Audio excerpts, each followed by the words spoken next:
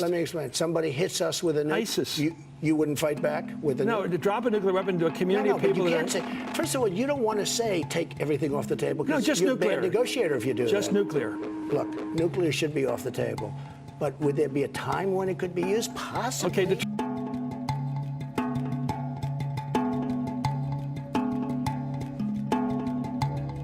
Can you tell the Middle East we're not using a nuclear weapon? I would on never anybody? say that. I would never take any of my cards off the table. How about Europe? We won't use it in Europe. I'm not going to take it off the table. You might use it in Europe?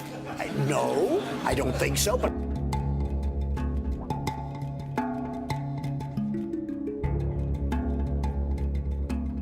several months ago, a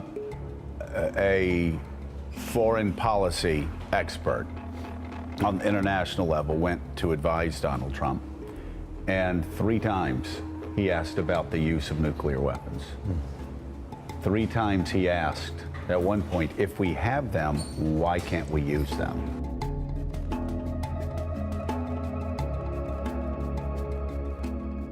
You also said, though, that you might support Japan and South Korea developing nuclear weapons of their own. Isn't that completely contradictory? No, not at all. Look, North Korea has nuclear weapons, and he doesn't have a carrier yet, but he's got nuclear weapons. He soon will have. At some point, we have to say, you know what? We're better off if Japan protects itself against this maniac in North Korea.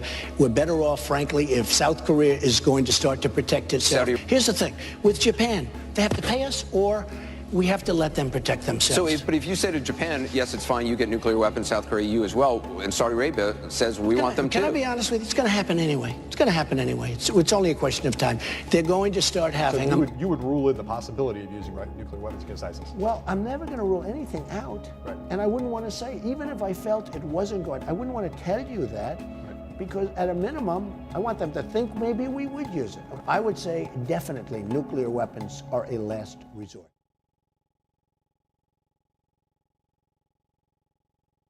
The US could lift sanctions on Russia in exchange for a nuclear arms reduction deal. That's according to President-elect Donald Trump in his first interview with the British media ahead of his inauguration on Friday. Trump said, quote, "Let's see if we can make some good deals with Russia," adding that, in his opinion, nuclear weapons should be reduced. Well, RT's Anastasia Churkina reports with more from London.